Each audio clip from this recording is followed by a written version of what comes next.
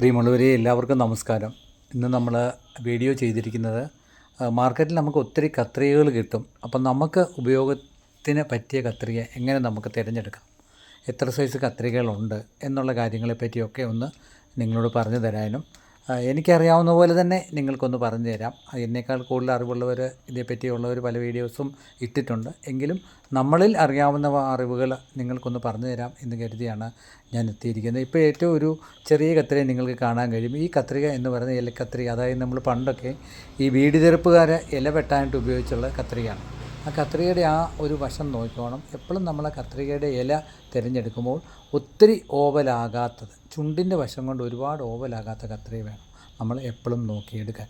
അതുപോലെ തന്നെ നമ്മൾ കത്രിക എടുത്ത സമയത്ത് നമ്മൾ അങ്ങോട്ടും ഇങ്ങോട്ടൊക്കെ പ്രസ് ചെയ്ത് നോക്കുമ്പോൾ ടൈറ്റ് ഇല്ലാതെ നോക്കും. ഇത് നമ്മൾ നിലവിൽ മെഷീനിൽ ഉപയോഗിക്കുന്ന 10 ഇഞ്ച് കത്രികയാണ്. ഈ കത്രിക എടുക്കുമ്പോൾ നമ്മൾ നോക്കണം, ഈ സൈഡിലുള്ള ഓവൽ ഒരുപാടുണ്ട്, ഒരിക്കലും എടുക്കില്ല. ചെറിയൊരു ഓവലിലാണ് അത് വരുന്നത്. അപ്പോൾ അവിടെ നോക്കുമ്പോൾ നമ്മൾ പ്രത്യേകം ശ്രദ്ധിക്കേണ്ട കാര്യം, ഒത്തിരി ബെൻഡായിട്ട് തോന്നിയാൽ ഒരു കാരണവശാലും ആ കത്രിക നമ്മൾ എടുക്കില്ല. അത് കട്ട് ചെയ്യുമ്പം പീസ് ഞെളിഞ്ഞു പോകാനും അതുപോലെ തന്നെ പീസ് കട്ടി കൂടിയ പീസിട്ട് വെട്ടുമ്പോൾ മുറിയാൻ ഇതും വരികയും മൂർച്ച എപ്പോഴും കൂടുതൽ പെട്ടെന്ന് പോകാനും സാധ്യതയുള്ള കത്രികയാണ് ഇലയ്ക്ക് ഒഴിവ്. പിന്നെ ഈ ഓവൽ കുറഞ്ഞ കത്രികയാണ് നമുക്ക് ഏറെ നേരം നമുക്ക് ഇത് നിൽക്കും, നമുക്ക് എത്രത്തോളം അതിൻ്റെ ഒരു ഇത് വരും. പിന്നെ എങ്ങനെ ടൈറ്റ് വരുവാണെങ്കിൽ നമ്മൾ ആ ജോയിൻറ്റിലേക്ക് അല്പം എണ്ണയിട്ട് കൊടുക്കുക. ആ ജോയിൻറ്റ് സ്കൂളിൽ വരുന്നു. പിന്നെ അതിൻ്റെ ആ ഒരു പിടിച്ചിട്ട് നമ്മളവിടെ ആ ഇലഭാഗം വരുന്നിടത്ത് നമ്മൾ ചെറുതായിട്ട് ഒരു ഓയിൽ കാൻ കൊണ്ട് എണ്ണയിട്ട് കൊടുത്താൽ സുഖമായിട്ട് നമുക്ക് എല്ലാ ദിവസവും ഇങ്ങനെ ഒന്ന് എണ്ണയിട്ട് വൈകിട്ട് കട്ടിങ്ങിന് എടുത്ത് വെക്കുന്നതും രാവിലെ അത് തൂത്തെടുക്കുന്നതും വളരെ വളരെ നല്ലതാണ് കത്രികയ്ക്ക്. പിന്നെ ഇതാണ് നമ്മുടെ 11 ഇഞ്ച് കത്രിക. 11 ഇഞ്ച് നമ്മൾ കട്ടിങ്ങിനും ഉപയോഗിക്കും. അതിൻ്റെ നടുക്കൊരു കണ്ടോ ഒരു വെട്ട് പോലെ 2 ഇലയുടെ സൈഡിൽ വെട്ടുണ്ട്. ആ വെട്ട് കൊടുത്തതിൻ്റെ ഉദ്ദേശം എന്തെന്ന് പറഞ്ഞാൽ, നമ്മൾ കത്രികയെ വെട്ടുമ്പോൾ ഉള്ളിലേക്ക് എന്തെങ്കിലും പൊടി കയറിയ ആ പൊടി അതിൽ കിടക്കും. അപ്പം കത്രികയ്ക്ക് പെട്ടെന്ന് ഇടാം. അതിലേക്ക് നമ്മൾ 2-3 ദിവസം കൂടുമ്പോഴോ ഇല്ലേ എന്താണേലും കുഴപ്പമില്ല, ശകലം 2 തുള്ളി എണ്ണ ഇട്ടിട്ട് കൈ കൊണ്ട് ഇങ്ങനെ തൂത്ത് വിട്ടാൽ അതിൻ്റെ അകത്ത് പൊടി എന്തെങ്കിലും അടങ്ങിയിട്ടുണ്ടെങ്കിൽ പെട്ടെന്ന് പോവും. അത് കത്രികയ്ക്ക് ഒരു സേഫ്റ്റിയാണ്. നമ്മൾ ലേഡീസ് വർക്കൊക്കെ ചെയ്യുമ്പോൾ കനം കുറഞ്ഞ തുണിയൊക്കെയാണ് ഈ കത്രിക വളരെയധികം ഭംഗിയായിട്ട് തന്നെ പോകുന്നുണ്ട്. എൻ്റെ ഉപയോഗത്തിൽ ഞാനിപ്പോൾ ഒരു 3 വർഷത്തോളമായിട്ട് ഈ ഒരു മോഡൽ കത്രിക ഉപയോഗിക്കുന്നുണ്ട്. വളരെ എനിക്ക് ഉചിതമെന്ന് തോന്നിയ ഒരു കത്രികയാണിത്. അതുപോലെ തന്നെ അതിൻ്റെ കണ്ടോ ആ ഒരു ഭാഗത്ത് നമ്മുടെ ഇലയുടെ ഭാഗവും നോക്കിക്കോണം, വലിയൊരു ഓവലില്ല. അവിടെ കണ്ടോ വലിയ ഒരു സ്ട്രെയിറ്റ്, മാക്സിമം സ്ട്രെയിറ്റിലല്ല നിൽക്കുന്നത്. അങ്ങനത്തെ കത്രിക നമ്മൾ തിരഞ്ഞെടുത്താൽ എപ്പോഴും നല്ലതാണ്. ഈ വിടവിൻ്റെ ആ ഭാഗത്ത് നമ്മൾ നോക്കിക്കൊണ്ട് ഒരുപാട് ഈ കൂട്ടി പിടിക്കുമ്പോൾ ഒത്തിരി വിടവായിട്ട് നമുക്ക് തോന്നരുത്. കത്രികയുടെ ഉൾവശം ചേർത്ത് പിടിച്ചിട്ട് നമ്മൾ നോക്കണം അതിൻ്റെ ഭാഗത്ത് ക്യാപ്പ് ഉണ്ടോ എന്ന്. എപ്പം കത്രിക എടുത്താലും നമ്മൾ നോക്കേണ്ട ഒരു ഘടകമാണ്.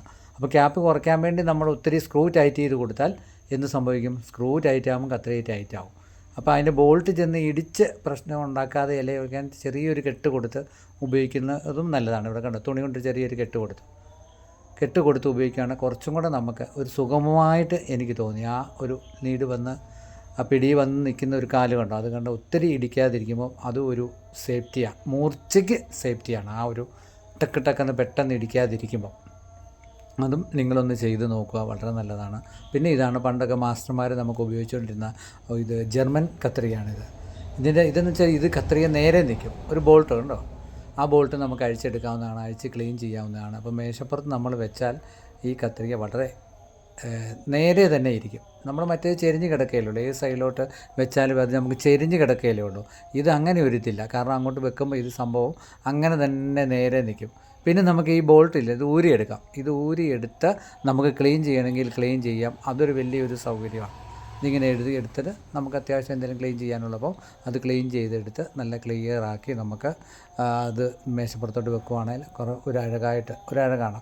അപ്പോൾ ഒരു 5 പീസ് വരെയൊക്കെ ഇത് ഈ കത്രിക കൊണ്ട് കയറിപ്പോവും. നല്ലപോലെ എത്ര കട്ടിയുണ്ടെങ്കിലും മനോഹരമായിട്ട് കയറി പോകാൻ സാധിക്കുന്നതാണ്. ഈ കണ്ടോ നമുക്ക് വെട്ടാൻ നേരമൊക്കെ അത്ര. അതുപോലെ നല്ല വെയിറ്റുമാണ്. പാൻറ്റ് തുണിയൊക്കെ നമ്മൾ കട്ട് ചെയ്യുമ്പം നമുക്ക് വളരെ ഈസി ആയിട്ട് അതിൻ്റെ ഇല ഇരിക്കുന്നുണ്ടോ, ഇലയ്ക്ക് ഒരു വലിയ ഓവലില്ലല്ലോ. ഈ ഇലയിൽ നോക്കി വലിയ കണ്ടമാനം ഓവലില്ലാതല്ലേ ഇരിക്കുന്നത്. അപ്പോൾ അതാണ് ഏറ്റവും ഒരു ഫിനിഷിംഗ് എന്ന് പറയുന്നത്. നല്ല ഓവലിൽ കൂടുതൽ വരാതിരിക്കാൻ പ്രത്യേകം നമ്മൾ ശ്രമിക്കണം. പിന്നെ അതിൻ്റെ ക്യാപ്പ് സൈഡിൽ കൂട്ടി പിടിക്കുമ്പം ക്യാപ്പ് വരാതിരിക്കാൻ നോക്കണം. പിന്നെ ഒരു ജർമ്മൻ്റെ ഒരു കത്രിക ഉണ്ട്, അത് ഞാനൊന്ന് കാണിച്ചു തരാം. അതും കുറേ നാളുകളായിട്ട് ഞാൻ ഉപയോഗിക്കുന്നതാണ്. ഇതിപ്പം കത്രിക്ക് മൂർച്ച കൂട്ടും. ഞാൻ സാധാരണ ചെയ്യുന്ന നമ്മുടെ കൈസൂചിയില്ലേ, നമ്മൾ ഹെമ്മിങ് ഒക്കെ ചെയ്യുന്ന കൈസൂചി എടുത്തിട്ട് കൈസൂചി ഇങ്ങനെ നൂർത്തി പിടിച്ചിട്ട് അതിൻ്റെ ആ ഇലയുടെ ഒരു സൈഡ്, ആ മൂർച്ചയുള്ള ഒരു സൈഡിലേക്ക് മാത്രം തെന്നിക്കുക. അതുപോലെ തന്നെ തെന്നിക്കുക. സൂചി എടുക്കുക, മുന്നോട്ട് തെന്നിക്കുക, മുന്നോട്ട് തിരിച്ച് വലിക്കല്ലേ. തിരിച്ച് വലിക്കാതെ നമ്മളെന്നും ഒരു 5 മിനിറ്റോ 10 മിനിറ്റ് ഇങ്ങനെ മുന്നോട്ട് തെന്നിച്ചിട്ട് വെക്കുവാണെങ്കിൽ ഒരു കാരണവശാലും അതിൻ്റെ മൂർച്ച പോകില്ല.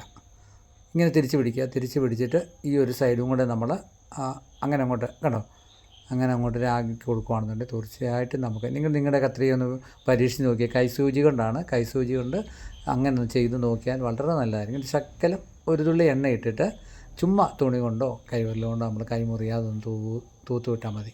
ഒരു കാരണവശാലും നമുക്ക് ഈ കത്രിക്ക് ഡാമേജും വരത്തില്ല. പെട്ടെന്ന് നമുക്ക് വെട്ടിയെടുക്കാനും കഴിയും.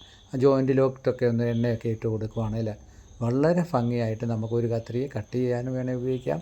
സ്വന്തമായിട്ട് ഉപയോഗിക്കുവാണെങ്കിൽ മെഷീനിലാണെങ്കിലും നമുക്ക് ഉപയോഗിക്കാം. അങ്ങനെ ഇപ്പം ഞാൻ 3-4 സൈസ് കത്രിക പരിചയപ്പെട്ടു. ഒരെണ്ണം കൂടെ പരിചയപ്പെടുത്തും. ഒരു ജർമ്മൻ എൻ്റെ തന്നെ വേറൊരു കത്രികയുണ്ട് എനിക്ക്. അത് എനിക്ക് തോന്നുന്നു ഒരു 6-8 വർഷത്തോളമായിട്ട് ഞാൻ ഉപയോഗിക്കും. ജർമ്മനിയിൽ നിന്ന് വന്നപ്പോൾ എൻ്റെ ഒരു കസ്റ്റമർ എനിക്ക് തന്നതാണ്. ഞാൻ അതും കൂടെ ഒന്ന് പരിചയപ്പെടുത്തി തരാം. അത് ഒറിജിനൽ പിച്ചള ആണെന്ന് തോന്നുന്നു അതിൻ്റെ പിടി. കാരണം 8 വർഷമായിട്ട് ഇന്ന് വരെ ക്ലാവ് പിടിക്കുകയോ തുരുമ്പെടുക്കുകയോ ഒന്നും ചെയ്യാത്തൊരു കത്രികയാണ്. ഞാൻ 5 പീസ് 6 പീസൊക്കെ പാൻറ്റ് പീസ് ഇടാറുണ്ട്. ഒരു 7-8 പീസ് വരെ ഷർട്ട് പീസ് ഇട്ട് ഞാനത് വെട്ടാറുണ്ട്.